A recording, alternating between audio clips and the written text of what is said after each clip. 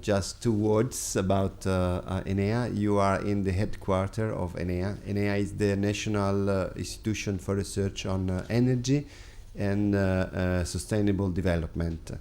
And we work in all part of Italy. We have labs everywhere in Italy. And we start with the topic of smart city just at the beginning, since by the beginning, and we are in the founders of the European Joint Program on Smart City that we are active, one of the coordinators. So just to give some recommendation. By our point of view, smart cities is a new branch in which the projects are very complex, and the basic idea of smart city is that you want to create a sort of ecosystem of many components. And the concept of the ecosystem is that each organism is in relation, is in coevolution with the others. So the first problem that you have is that you have to speak the same language. So all the organisms have to speak the same language in order to understand. And organisms, it means technology, it means citizen, it means institution, and also obviously it means business model in example. So the first consequence is that you need interoperability, and this is one of the topics that we are involved here. And another aspect is that the complexity of the realization is high. It's very high. So it's very difficult that one company or one city can solve all the problem of a city. So the real solution can arise from a cooperation of many companies, many institutions, many cities. Each one gives some contribution. And this means that we need a second aspect, that is standard. And standard, it means the possibility to exchange technology, exchange solution, replication. And finally, I think that so it's very important that we try to focus also in this group, focus on the language, because so the language in smart cities is very strange. So when a smart city as a term has a lot of success, and but when the success of the term, it means that many people use this term, widening the meanings. So, but when the success of the term increase, the technical useful of the term decrease, because it's difficult now to understand really what does it mean smart city. So this is now smart city is a philosophical definition, but in our case we are interested to create operative path in order to realize smart city. So there are a number of terms that is important to give definition. It's not only philosophical definition, but technical definition. So there are some topics that I suggest also to explore in this meeting and the meeting of tomorrow. There are some aspects that is very important, like in example, what does it mean standard for smart city? Or what does it mean smart city architecture or reference architecture? And there is another aspect that is very important that I think that we should focus, that is what does it mean open platform? So if imagine that now a municipality cannot accept to be locked in one single company, one single solution. So the problem is that when they launch tender for realization of smart city, they need to give some clear reference. And if you write in your tender open platform, you don't write nothing. But who is the people that are able to define exactly what does it mean in a technical, formal way, but limited way? What does it mean? And I think that this group and the idea of white paper that we want to realize in the second part of this year should include some specific definition, technical, formal definition, that could be useful for all the cities in the world to have a reference. Obviously, the definition is, we cannot think that we give a definition and this definition is for all, because there is a sharing process of the definition. But probably we are one of the group that can launch specific technical definition. So I think that this should be really a good support for many countries around the world.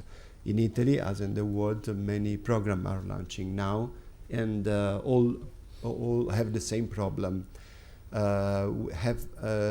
It's possible that the danger is that each city is an island, and we have to avoid and to facilitate the connection, the connectivity. We have to work about language, technical definition, standard, but give some specific reference.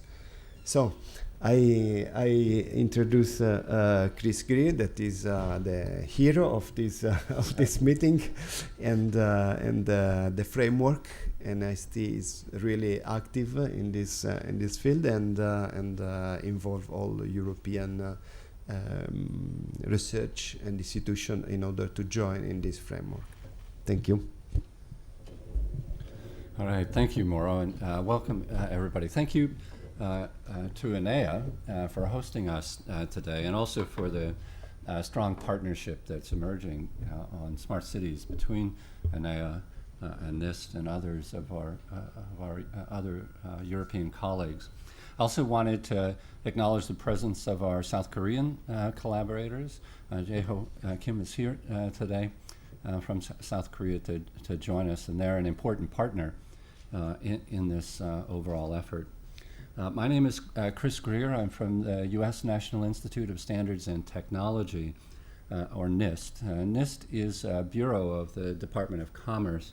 But we're really a research organization, so we're often called the National Lab for Industry. We have about 3,000 scientists and engineers on staff at the lab, and we're located at two places, one in Gaithersburg, Maryland, and one in Boulder, Colorado as well. And so our overall mission is to use science and engineering expertise to create opportunities for innovation and entrepreneurship and advances that improve the overall quality of life. And this is not just a U.S. mission, it's a global mission. I'm Senior Executive for Cyber Physical Systems, or Internet of Things. And our mission in this space is to create a globally interoperable Internet of Things and all of the economic advantages that can provide. The challenge in that space is that there are many internets of things. There are internets of industrial things and of transportation things and of energy things. And so we're looking for forces for convergence. And we're convinced that smart cities is an excellent example to promote convergence around a global Internet of Things for a couple of reasons. One is the horizontal character of smart cities. If your city wants to reduce CO2 emissions, you need to manage coordinately your transportation sector, your energy sector, the water sector, which is the biggest consumer of energy, and so on. All right? And smart cities are projects at scale as well. And so that makes them, I think, a good driver for convergence. Also, it's estimated that about a third of medium and large-sized cities worldwide have a smart city planning effort underway today, if not already a smart city project going on. That's true in Europe, that's true in the US, that's true in Asia as well. And so one of the things I hope to convey to this group today is a real sense of urgency. These projects are happening today. There are vast sums being invested in smart city projects, and we want to make sure that those projects accrue to the benefit of the residents of those communities. We have in mind an aggressive timeline that would result in a deliverable by June of next year. There's a lot of work to be done in the meantime. On the smart cities side, we have a number of principles that are driving our activities and the strategy that we employ. The first of these is that cities and communities really need to be in the lead. They know what their city needs, what their city is ready to absorb, what works for them, right? So creating technologies that are really cool and do amazing things, except that they don't meet the city or community needs, won't get us anywhere. So it's really important that we engage with and understand what the cities and communities are trying to accomplish and what they really need. So that's one thing. The second is that innovation really comes from the private sector, not from government. And so we want to make sure that we enable entrepreneurs, innovators, all the way up to global service providers, the opportunity to understand what cities and communities are trying to do, speak the same language, and provide solutions that work for the residents of those communities. The third principle is the one that Mauro was underlining, and that is we shouldn't be developing smart cities as a one-by-one, creating city technology islands that don't work. Even if you think about the goal, let's say the goal is resilience to natural disasters. If your community is very smart and has put in systems for resilience to a disaster, in the U.S. hurricanes are a real issue, and your community is quite resilient, but every community around you is not, then it doesn't do you much good. And so that's a simple example. There are many more ways in which we want to make sure that the technologies are replicable and work in more than just one city to create this unity of capabilities, but also to achieve the efficiencies of scale and the flexibility and agility that comes with technology-neutral, platform-neutral approaches to smart city solutions.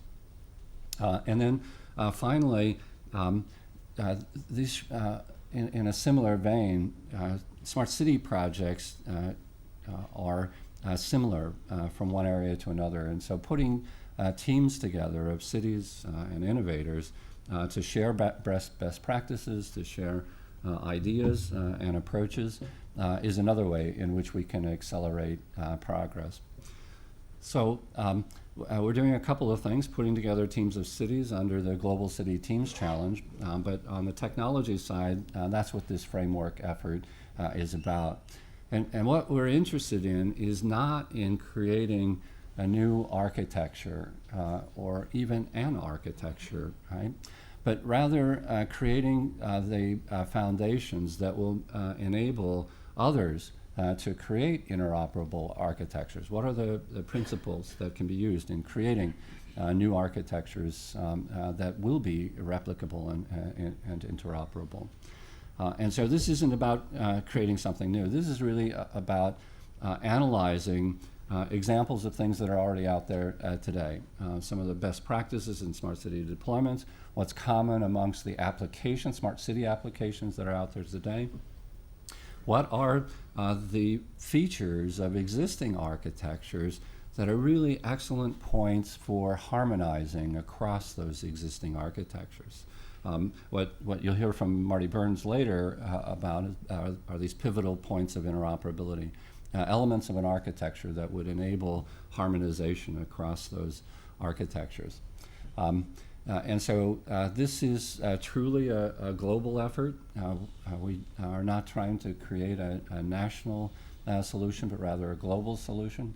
So this partnership between the US, Europe, the Netherlands, Italy, South Korea, Japan, and others is an excellent way to move this forward. You have a real opportunity to contribute to a global effort that will make a real difference in the smart city arena. But we have to move fast. Investments are being made today. So it's really important that we get down to work, that I stop talking so that you can start working. So thank you very much, Mauro. Yes. Thank you, Chris. And so we go now into the technical session, and I ask to Marty to come with Arianna and Stefano de Panfilis and David Boswarthick to come here and start the new session. Thank you.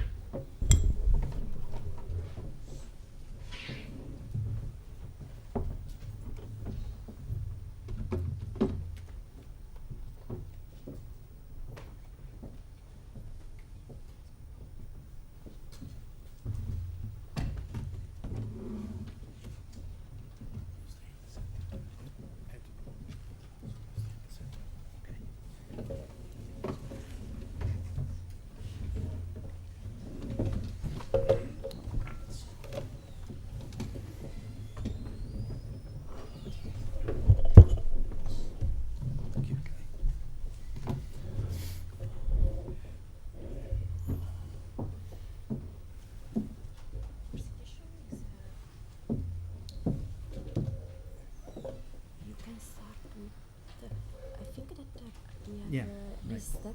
yes, You can call each one, yeah. and I can go on the right.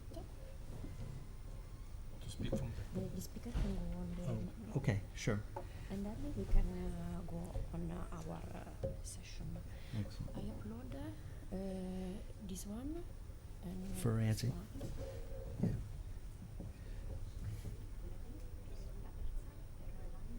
Is the plan that we present some slides now? Or just Huh? we don't need to present slides now. This is just the 2 or 3 slides about what ETSI wants. Okay. To, Well, this we have. yeah. Well, welcome everybody. I'm really excited excited to be in Rome, but also excited to be part of this wonderful activity that we're launching. This is our sister event to the first kickoff we had 3 weeks ago in the U.S. And as Chris and Mauro told you, our goal is an international effort. It's not a U.S. effort or an EU effort.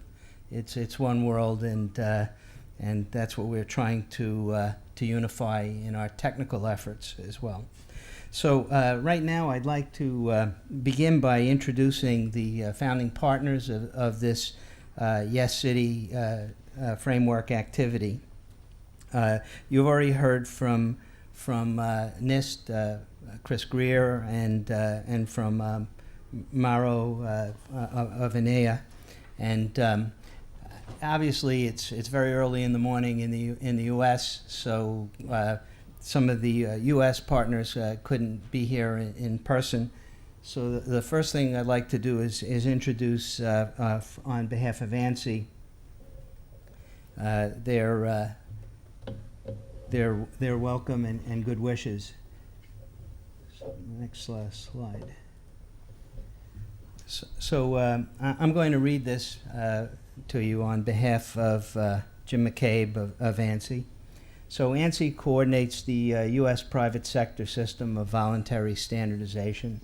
Its mission is to enhance both the global competitiveness of U.S. business and U.S. quality of life by promoting and facilitating voluntary consensus standards and conformity assessment systems and safeguarding their integrity. ANSI is a nonprofit membership organization whose membership includes private industry, trade associations, professional societies, government agencies, academia, and more. ANSI itself is not a standards developer or a government agency. Next. So ANSI is the U.S. member of the International Organization for Standardization, ISO, and via the U.S. National Committee, the IEC, the International Electrotechnical Commission. ANSI administers the International Secretariat for ISO IEC JTC1 Information Technology. And These ISO, IEC, JTC1, and ITU have all been looking strategically at the coordination of their smart city standards and working programs. And these organizations are planning World Smart City Forum for 13 July in Singapore. So smart cities is an area of interest to ANSI members and the ANSI network on smart and sustainable cities, and it holds monthly webinars on current developments in standardization. ANSI is pleased to join NIST and the other partners in the ETSI initiative to discover a framework of principles for smart cities. ANSI's role in this initiative is primarily outreach to encourage technical experts to participate and use the output in subsequent standards activities.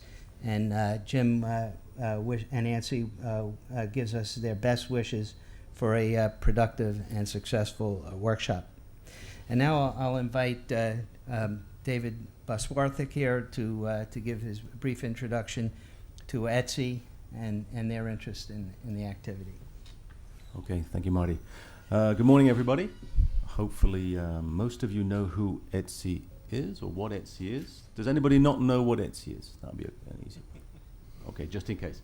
Quick summary, ETSI is one of the 3 European standards organizations accredited in Europe with CENELEC, CEN looking at everything, CENELEC looking at electricity. ETSI's scope is really ICT standardization. We have a 25, 26-year history, probably going on for 30 years now. We were at the origins of GSM, 3G, 4G, and now we're working on 5G. We work on fixed, mobile, radio, broadcast, anything to do with ICT standards, ETSI has a role to play. We have a role as a European standards organization, so doing European norms and European specifications for the European Commission.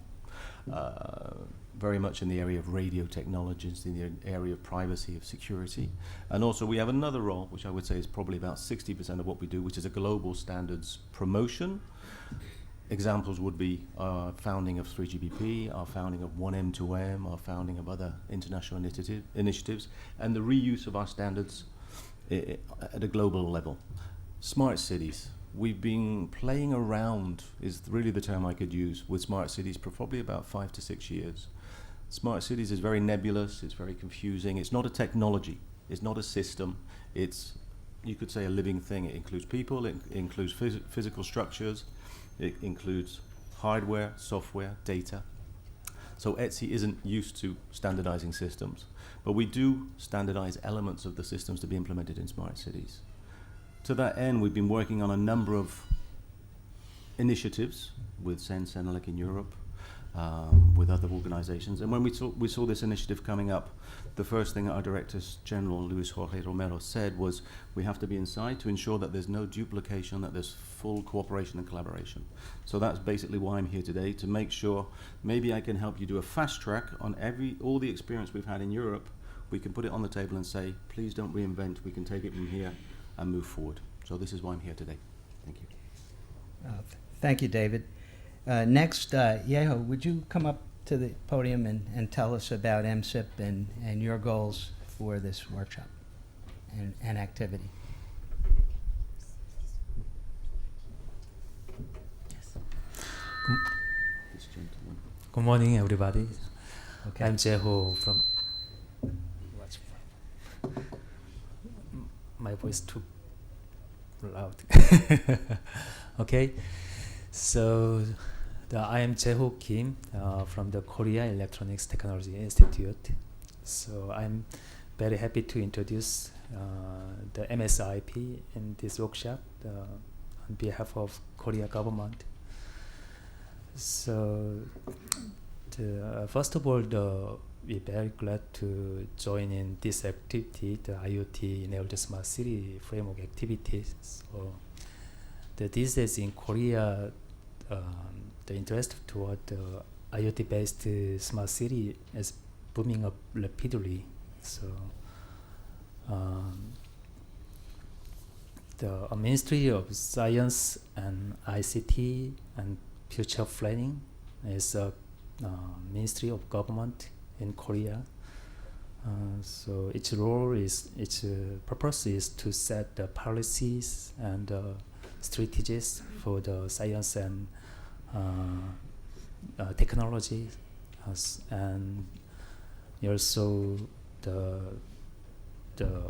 develop the human resources and manages RF frequency, and he also support the R&D project related to the science and technology. So in this project, in these activities, our main role is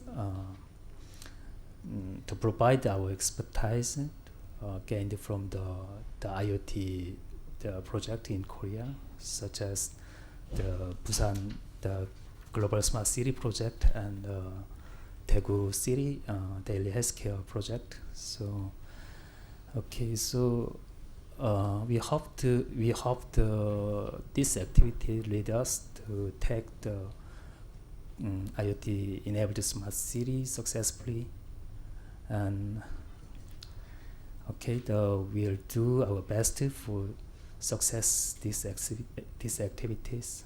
Okay, thank you very much. Thank you. Thank you. Hey-ho. Next, Stefano, you going to do fireware? Yes. Thank you. Good morning.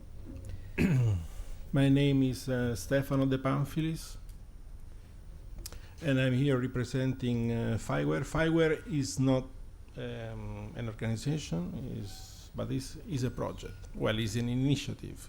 It's an initiative that started now 2011 under the auspices of the European Commission, and which involved the major European ICT players from industry, SMEs, academia, with the aim of implementing a platform that is an enabler for building smart applications.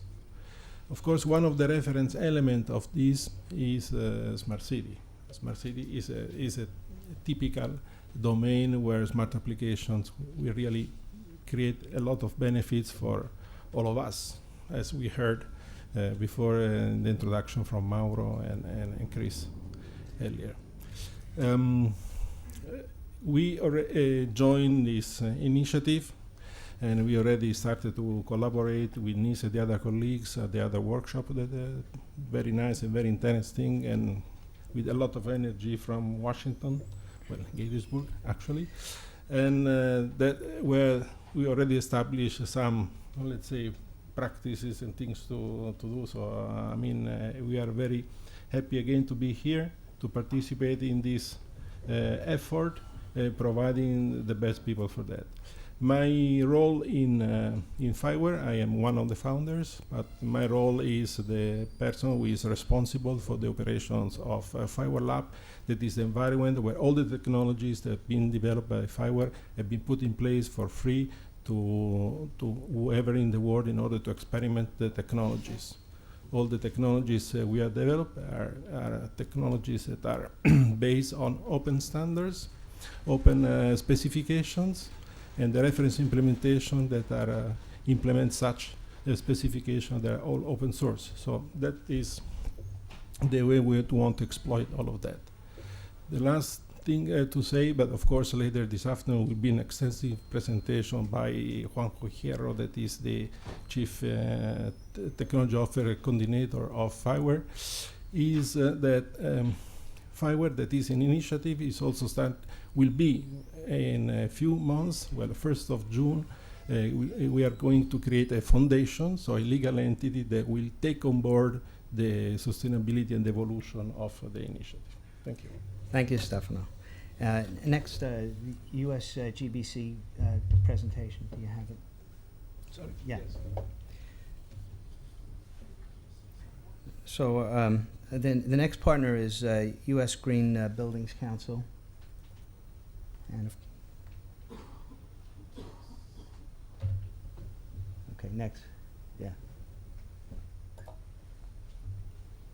So the mission of USGBC is green buildings for everyone within this generation.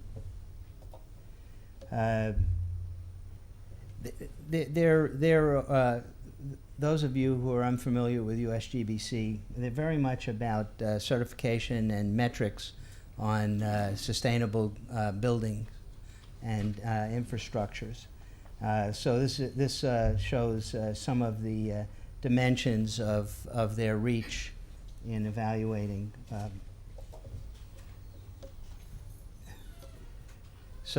An example of some of their work here is the integrated platform for Lead City.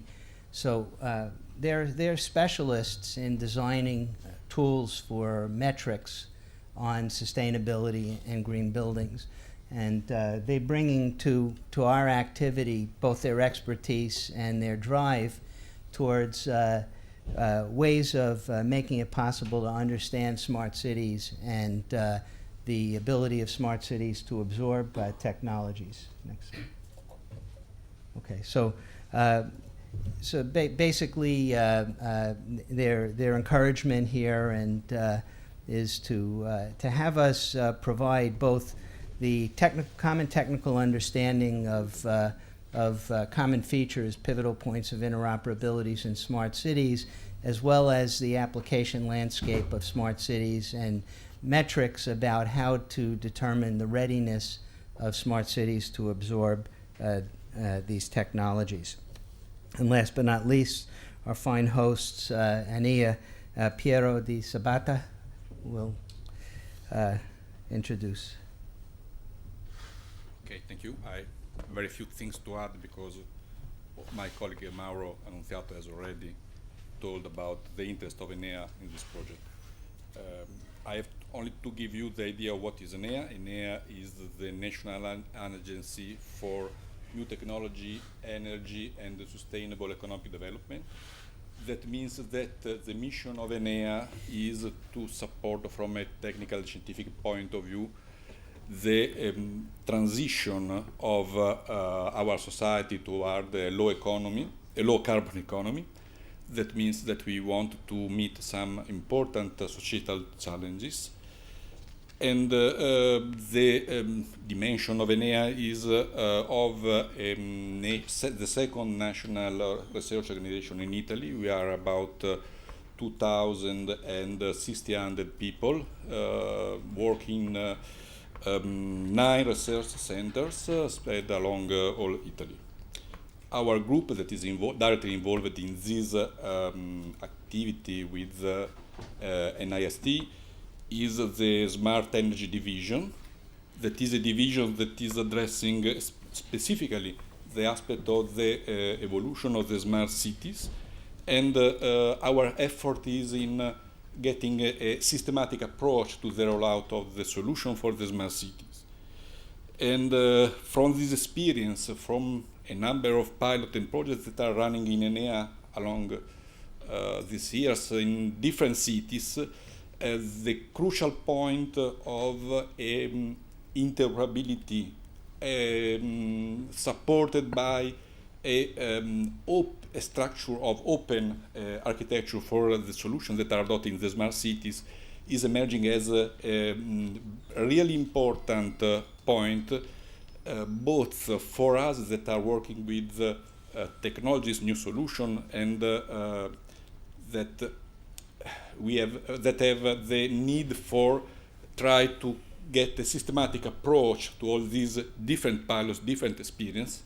But we think that there is also a need for the public administration, for the people that are thinking to do new projects, new initiatives, and that want to have something that is not just another solution, just another package, but they need a systematic approach to what they are trying to build.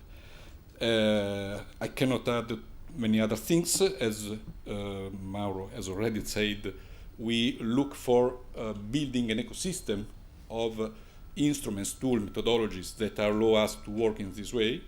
And of course, our role is to fully support this initiative of the work group. I don't add any other thing because it is not useful now. Thank you, Piero. Okay, so as you can see, the partners that are sponsoring this effort are truly international. There's no single point of view, And what we hope to do is achieve a global consensus about this analysis that we intend to perform. Just to re-emphasize the points that were already made this morning, we are not devising a new architecture. We are not devising a new concept. What we are doing is understanding the commonality of what's already been done and describing it in such a way that we think it will facilitate movement towards harmonization, voluntary movement towards harmonization. So this is really the mission, and this is the goal. So now I'd like to go into my presentation. And I'll tell you a little bit more about the activity and how we're trying to do it.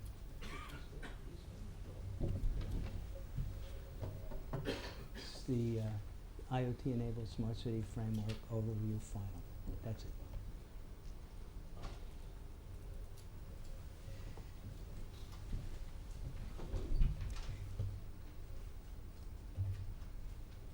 Okay.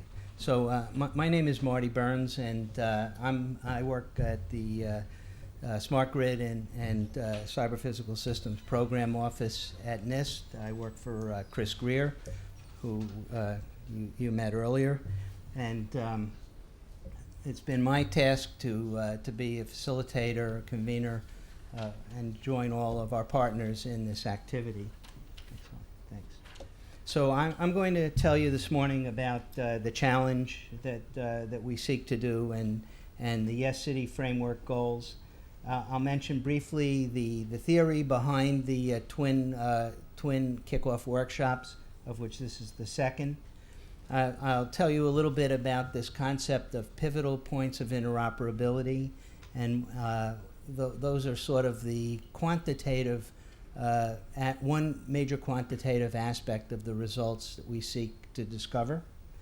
And then I'll describe how we hope to use the NIST CPS framework that we had a public working group for the past year and a half as a tool to help us do this analysis and discover these pivotal points of interoperability without creating something new, but understanding something existing. And then I'll introduce the 3 working groups that we are forming to initiate this and perform this activity, and then we'll encourage everybody to get going. Next slide. So as Chris and Mauro told you this morning, and no surprise to those in the room, smart city technologies are being developed and deployed at a rapid pace. People are, there's no obstacle to doing something. And but on the other hand, many of these applications are one of a kind and hard to replicate, and worse, they're not composable. So if I build this one with this ecosystem team, and I want to add this new dimension, I can't do that easily and cost effectively because they just don't fit. So there are a number of architectural efforts trying to standardize these methods of deploying Internet of Things into smart cities and unified applications. But unfortunately, they all operate independently, and they're all producing different abstractions and different ways of representing what are otherwise common ideas. So NIST and its partners, who are all here today and remotely, we're convening this public working group to sort of find the common set of architectural features that we can document that will help the independent efforts at their own desire to move towards harmonization. If you have a sort of a map of what harmonization might look like, you have the ability to plan and drive in that direction. So our goal is a reference framework for the development of architectures and incremental and composable smart cities. And we want to provide the tools that will help that become true. Next slide. So this eye chart is just an illustration of the number of technical components that are available for building Internet of Things applications and deployments of technologies in smart cities. Obviously, it's a real eye chart. Next. And this is the landscape of standards activities in the same space. So, it's an amazingly large target, Internet of Things in smart cities, and people see enormous economies of scale, enormous numbers of sales, potential sales. And so every standards organization on Earth has its own smart city effort and its own Internet of Things efforts. So what we seek to do is sort of socialize these activities amongst themselves so that they can recognize what they're all actually doing the same. I'm sure everybody has something different to add, a new ingredient, and we're not trying to standardize anything or everything, but by understanding what the other guy is doing helps you enrich what you're doing and find ways of converging, because convergence means more sales and quicker penetrations, more benefits to citizens, and that's what we want to facilitate. So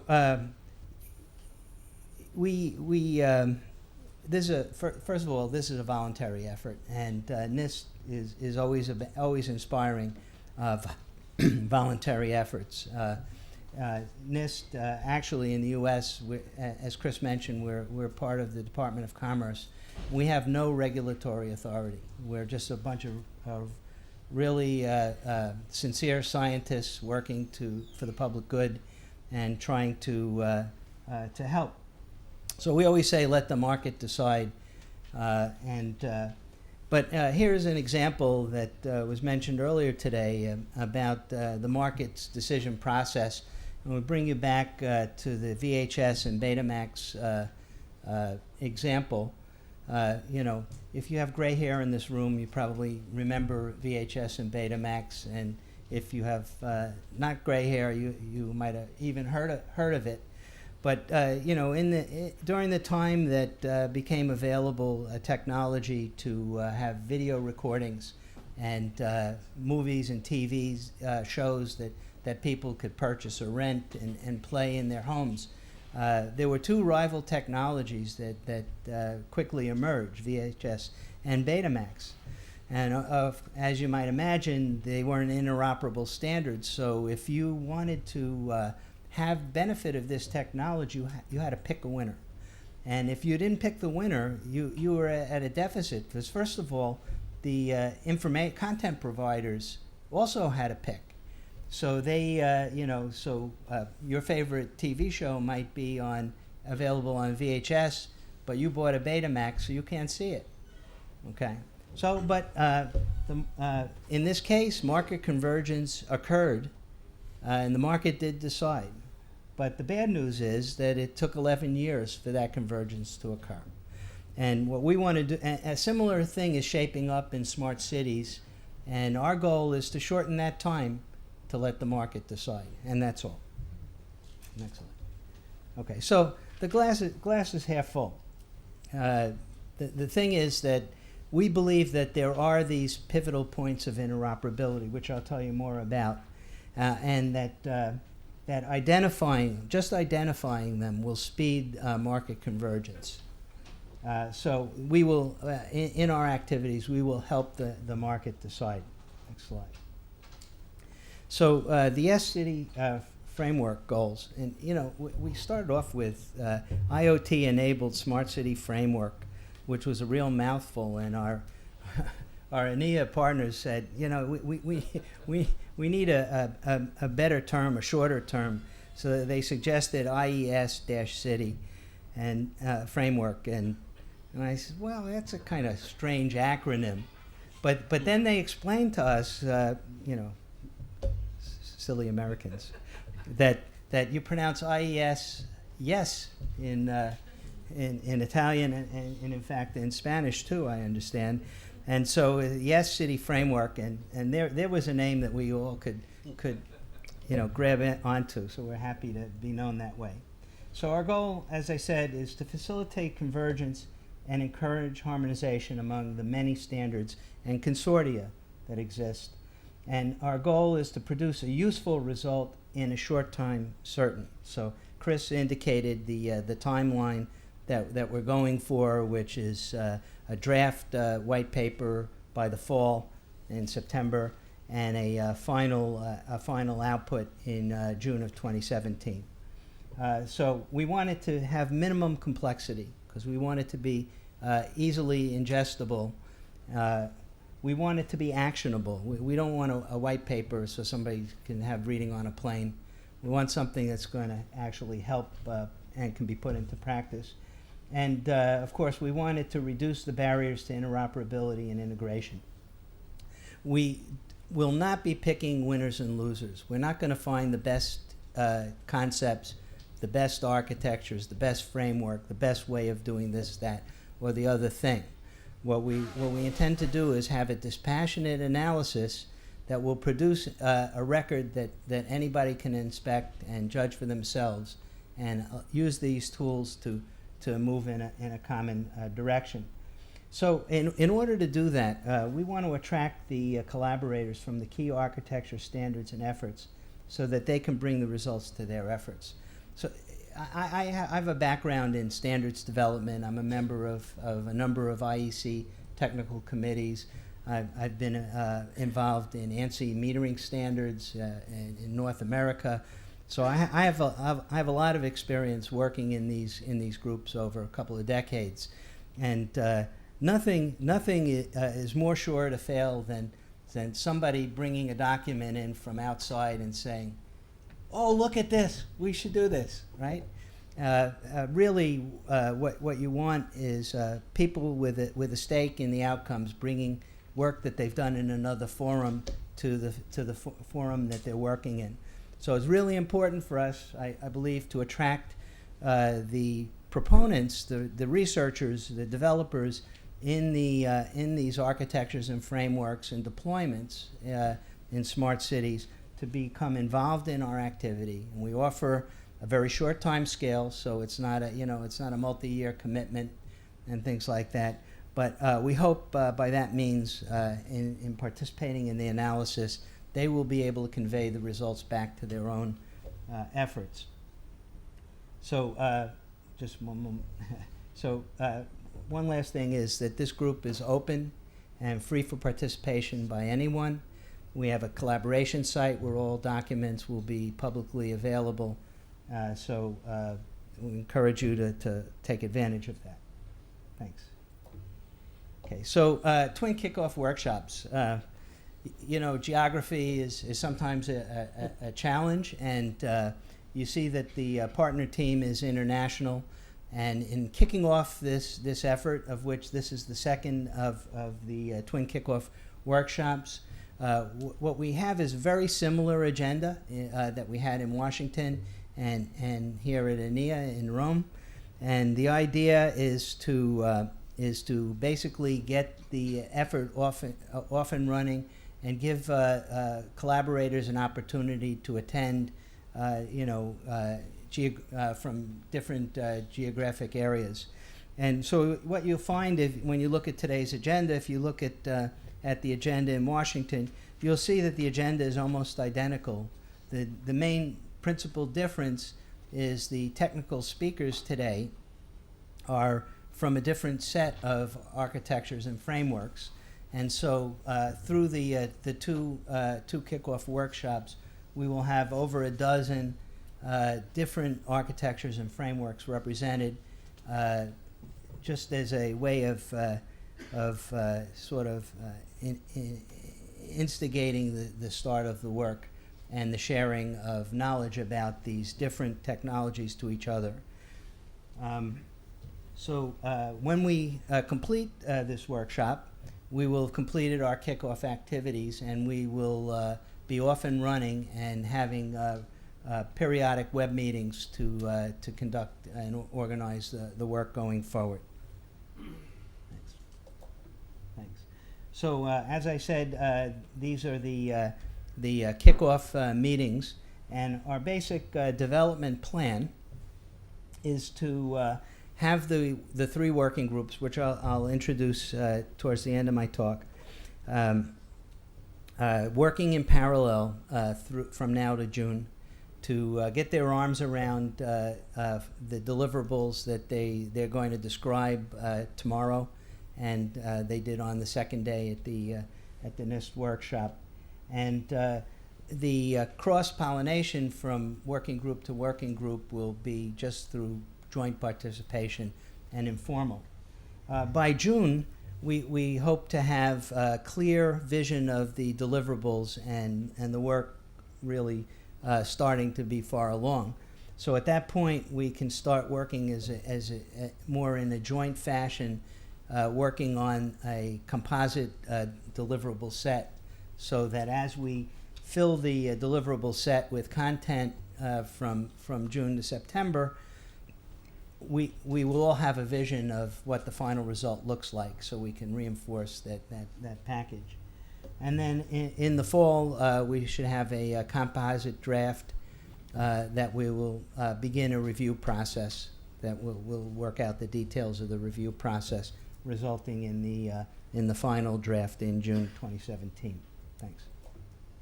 So, pivotal points of interoperability. So if you standardize everything, you get no innovation. You freeze out innovation. And if you standardize nothing, then you get clusters of ecosystems that can interoperate, and you get that VHS Betamax concept. So the principle of pivotal points of interoperability is to find that happy ground, that consensus standardized places where agreement, or in our case, already exists, but people may not know it, and allow diversity in everything else in between those pivotal points. Next slide. So this slide tries to sort of visually illustrate the concept of pivotal points. So on the left here, you can imagine the mix of technologies that go into smart cities and the Internet of Things, that eye chart, right? And in a given application, the developers will pick and choose amongst the available tools at their disposal and compose an application. So when you want to add the next feature, you have to master this rat's nest of technologies to determine how can I add this next piece. And so what I say here is this blue arrow, the distance to interoperability and composability, adding that next thing, is very large, because you can't rely on anything being constant from application to application. With the concept of pivotal points of interoperability, you sort of tie down the application space in discrete places, and it allows diversity everywhere else. So by that means, you can envision, metaphorically, that the distance to interoperability of adding that next feature is dramatically smaller, because you can rely on the pivotal points being the same. Okay, so that's the basic concept. Now, how can we use that concept? Thanks. So as I mentioned earlier, our goal is to discover consensus that already exists, not to invent new best ideas, right? So the way we intend to do that is through an analytical approach, looking at first enumerating the major architectures and frameworks, and encouraging their key developers and proponents to participate in our activity. And you might imagine, through some analytical technique, which I'll describe next, you can create a Venn diagram of all these architectures and frameworks. And you can probably imagine that there is some intersection where they have all made the same choice, or a very limited number of choices.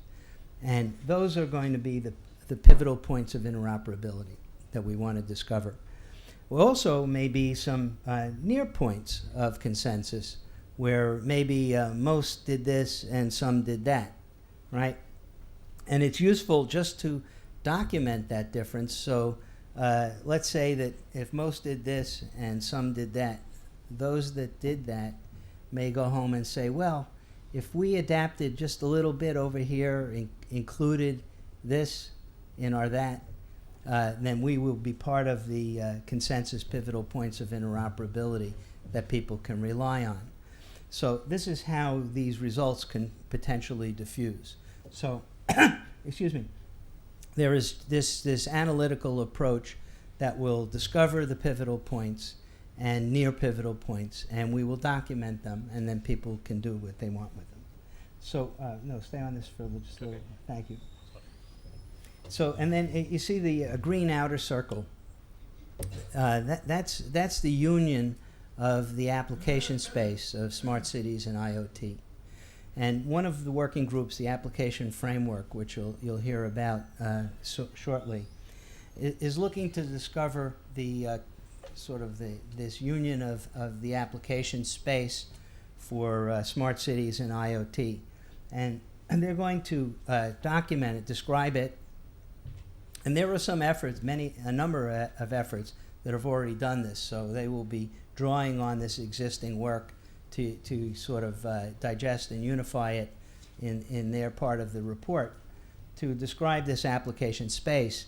And then, as Chris and Mauro indicated, there is a need for metrics of what it takes for a city to be able to absorb these applications.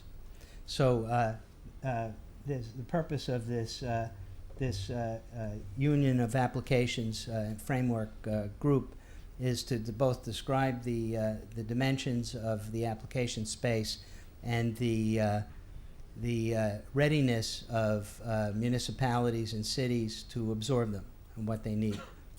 And then this way a city can say, well, if I add this, now I can do that. All right. So the method that we intend to employ is that NIST conducted over the last 18 months a public working group on cyber physical systems. And I'll tell you about its goal on the next slide. But we believe that we can analyze the circles in this diagram using the nomenclature, the organizational means of the CPS framework, which is architecture agnostic. That's its key benefit. To unify the analysis and make it easy to display and visualize and understand the pivotal points of interoperability. Next slide. So many of you are probably familiar with the ISO 7-layer stack. Who knows of it? Most people know it? Okay. So if you know, people have different degrees of knowledge about the ISO 7-layer stack. If you're a standards kind of oriented person, you may know that it is a set of standards developed in the 80s, I think, that in intimate detail described how to design communications protocols and how to preserve layer by layer independence. Okay, and that activity really failed completely. Okay, however, what survived, which was extremely valuable, is the notion of the names and meanings of these 7 layers. And so anyone who talks about communications will use the nomenclature, the terminology of application layer, presentation layer, data link layer, physical layer, in their means of description, and people understand that terminology and what it means, so that people can focus on what the presenter is saying, is talking about, and not hung up on what the nomenclature that is being used. We see a similar problem and opportunity in cyber physical systems and the Internet of Things. There are lots of ways to describe a lot of similar concepts. And what we sought to do is to create a taxonomy, a nomenclature that could do for cyber physical systems what the 7-layer model did for talking about communications. And the key here is that we think that especially the notion of aspects and concerns from the CPS framework will be very helpful to us in discovering pivotal points of interoperability. And the idea is this. So the CPS framework is all about taxonomy first and not architecture, because it's something that's architecture agnostic. You can see there are no topology diagrams in this figure. There's just the partition between aspects and facets. Facets are activities in the system engineering process, groupings of those, and when you analyze a given application for its use cases, business cases, requirements, decomposition, you're acting in the conceptualization phase or the facet of the system engineering process. And most of the architectural frameworks on smart cities and IoT are really describing that, in essence, the requirements, and not, of course, the specific applications. And the actual applications get realized in the realization facet, and they get assured and verified in the assurance facet. So we think that this conceptualization facet structure of aspects and concerns is going to be of great help to us in discovering pivotal points of interoperability. So what are aspects? Aspects are high-level groupings of concerns. And what are concerns? These are the things that the development process is concerned about in trying to make sure that they have as complete a set of requirements driving implementation as possible. So the aspects are high-level groupings of concerns, and the 9 aspects that we have listed here are the ones that were discovered in this activity, which involved several hundred technical developers from academia, industry, and government collaborating in a public open forum over the course of 18 months. And our 1.0 version is going to be published at the end of this month, beginning of next month. So underneath each of these aspects are a next level of concerns. So one way to look at this is the aspects cover the whole scope of requirements that might be pertinent to any development of a device, system, or system of systems. So one example is trustworthiness here. Trustworthiness is where security, privacy, resilience, and reliability concerns are exposed.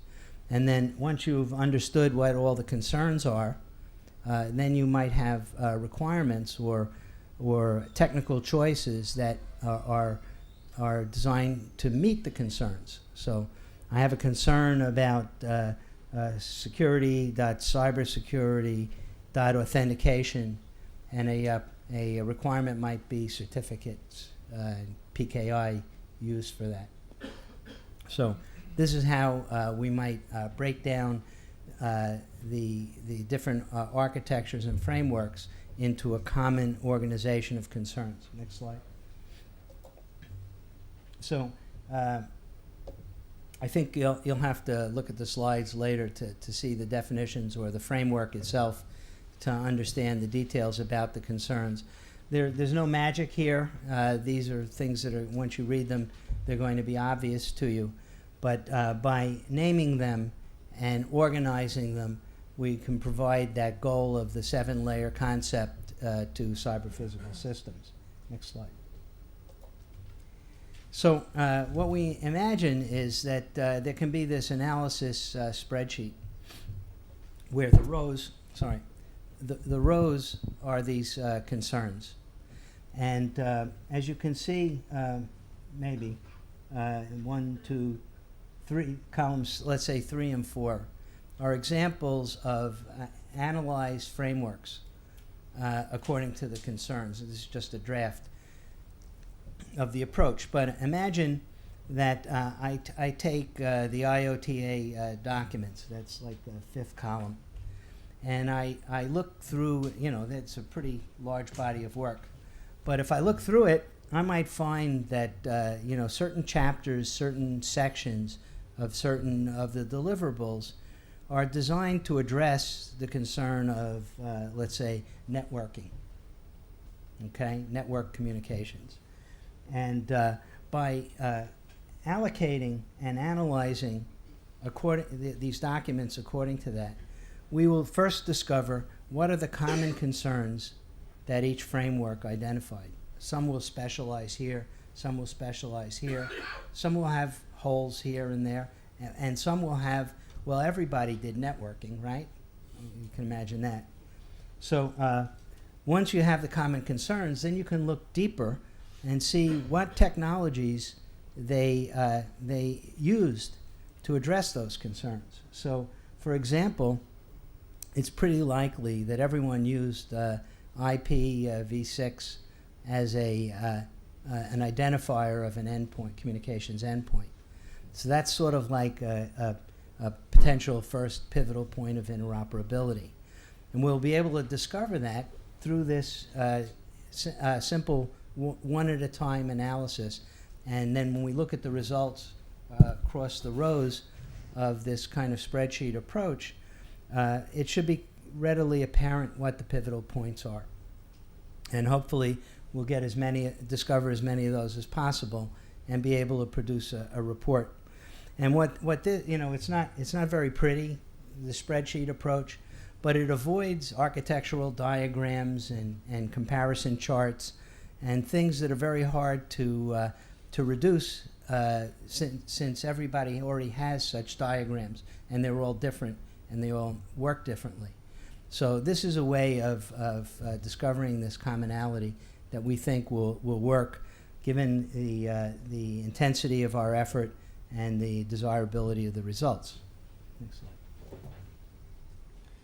So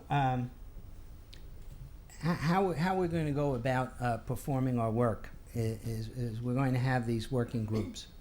And we've identified 3 partners working together. We can, in preparation for these kickoffs, we identified these 3 dimensions as desirable efforts that would complement each other and get us to the result in the time certain. So as I said, each working group will produce a complementary part of the deliverable. We'll work separately until summer. We'll work on a unified document until fall. And at these kickoff workshops, we seated each working group with an initial charter. And in the breakouts tomorrow and 3 weeks ago on the Friday at NIST, these working groups looked at the charter, and from that they refined the charter based on their knowledge and expertise and goals, and devised some sequence of deliverables and a method of approach. And through the 2 workshops, the leaders of those working groups will coalesce the results of the 2 workshops and be able to hit the ground running the last week of April, first week of May, and start the working group and effort process. Next slide. So what are these working groups? So I already alluded to the application framework working group, and the goal of the application framework working group is to survey the landscape of smart city applications and develop the metrics that will allow cities and stakeholders and vendors alike to measure the readiness of cities to be able to absorb these applications. So this provides everybody with a useful, I think this is very actionable in that it provides everybody with a tool to, first of all, consider what applications they might sell or mount on behalf of their citizens, and then what kind of infrastructure does a city or municipality need to be able to mount such applications. And that will allow them to develop roadmaps on on how to achieve their goals with this repertoire of applications and the key infrastructure components that they need. The second working group, and after I do this, leaders of the working group sessions will tell you a little more about their working group. The second working group is this consensus PPI working group. This is the technical analysis that I talked about on the previous slide, where each proponent of a technology framework, deployment, ecosystem, consortium will analyze their designs against the CPS framework aspects and concerns as a means of discovering what the pivotal points of interoperability, when we can study what occurred across the rows of the spreadsheet. And then the third is the deployment PPI working group. And their goal is to so the pivotal points is sort of a bottom-up, a top-down approach, analyzing standards. And then the deployment PPI is more of a bottom-up approach where they're going to look at large smart city applications in the world today. And they're looking for these supercluster applications that have done multiple smart city domains like emergency response, transportation, energy, and already have actually deployed implementations integrating these concepts. And through case study analysis, they'll discover, well, what were the pivotal points of interoperability that allowed us to integrate these siloed spaces? What made them work? You know, what were the critical elements? And so, with these three parallel activities converging in the summer and into the fall, beginning of the fall, we hope to produce a concise set of usable deliverables that we can go forward with. So next, I'd like to introduce the leaders of the working groups that we'll have tomorrow. And first is the application framework subgroup, Arianna Brutti of ENEA. Thank you, Marty. I'm Arianna Brutti from ENEA. I'm involved in the application framework working group. And I'm a colleague of Angelo Frascella that, together with Vatsalbat from USBC, is the co-chair of this group. My role today is to give you a first overview of the objective of this subgroup, and tomorrow we'll have a more detailed discussion. After the Washington meeting, the objectives of our subgroup has been more defined. And now I can say that we have three main objectives. The first one is the identification of the available smart city application framework, evaluating which of them can meet the interoperability requirements, and then identify the breadth of the application. When we say breadth of application, we won't say the domain of the city that the application can cover, but also the technology level of the application, its cost, and other aspects.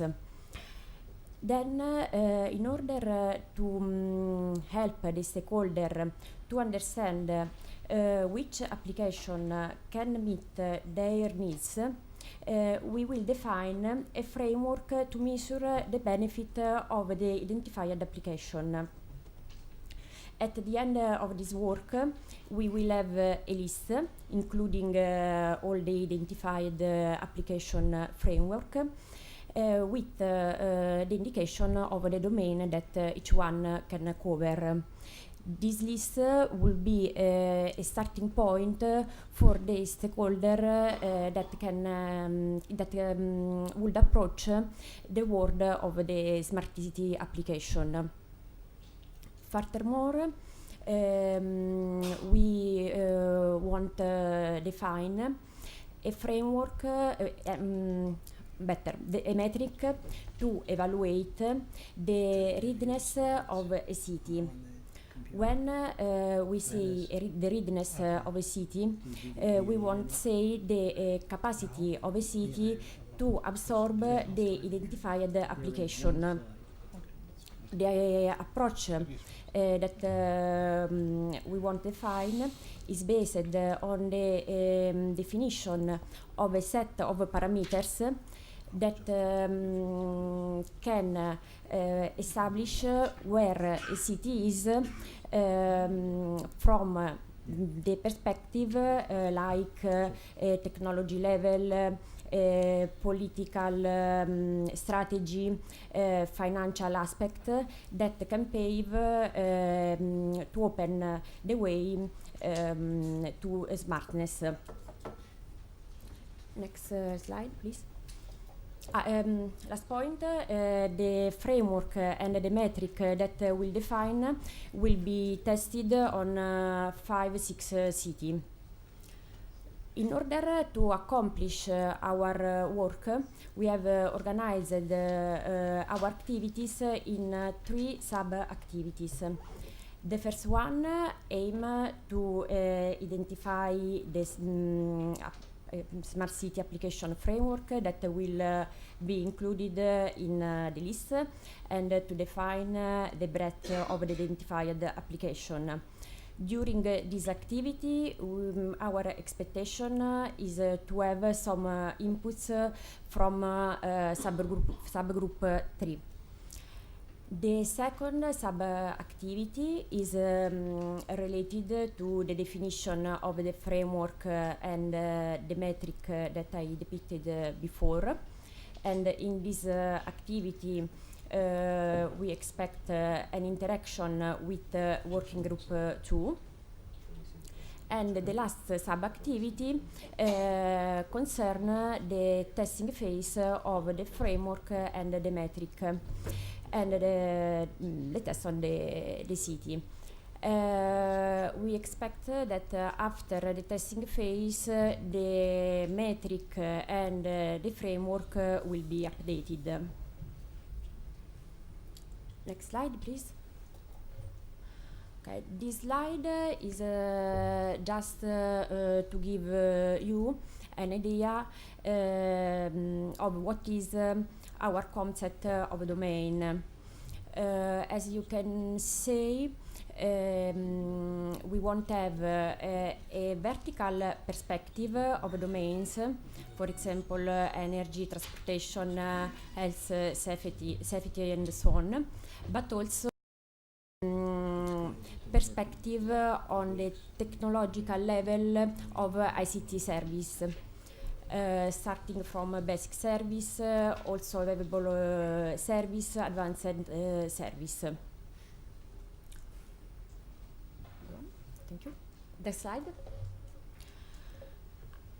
After, during the Washington meeting, a lot of works has been made.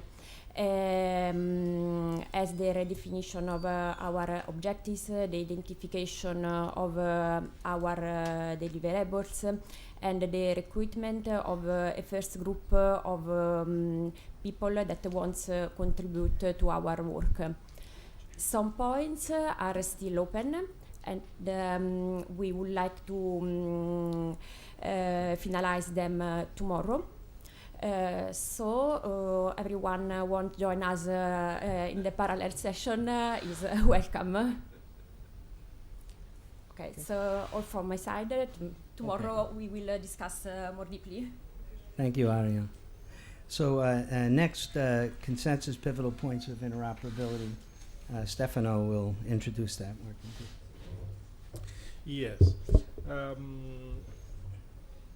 First of all, I would like to thank some of the colleagues that were also there at the Washington meeting, because this is nice and important in order to, well, to see first of all that there is strong commitment. Second, that also we can go ahead and share more what happened there, and also with the other colleagues. So My role there will be just to facilitate the discussion here in Roma.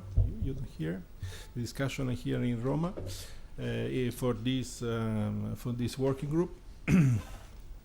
I think at the meeting in Washington, we already took some organizational decision because, in fact, as you can easily realize from the nice introduction and deep introduction of Martin before, so the issue of identifying the PPI, getting consensus there is something that is complicated, not in terms of the actual work as such, but in terms of understanding the framework under which this analysis should be done.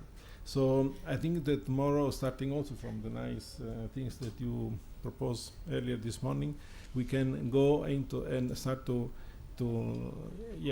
agree on the methodology and the approach, so that this then the group can really go further in analyzing the various architecture according to that, and identifying, of course, this way the various PPI. There is a lot of work to do. That we know that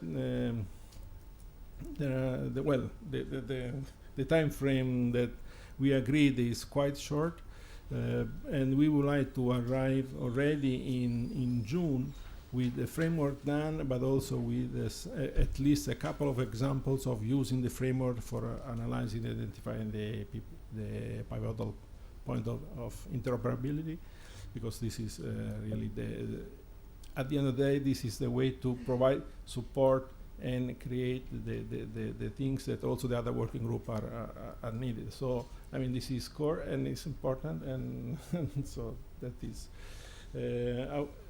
So, well, nothing more to add at this point. Then inviting you to join this working group. Thank you. See you tomorrow. Thanks, Stefano. And last but not least, the consensus deployment, David Boswarthick of ETSI. Hello again. I've been given the ownership of this group while we're in Rome.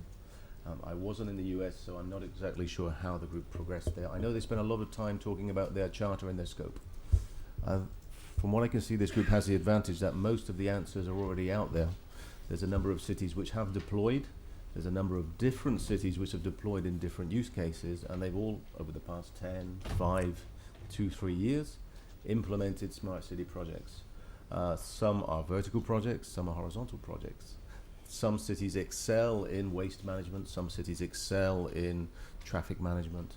So what I understand is the scope of this group will be to learn from implementation, deployment, things that are being put in place, identify a number of key cities which can be seen as leading, and then see how they implemented the successes they had and the mistakes they made along the way.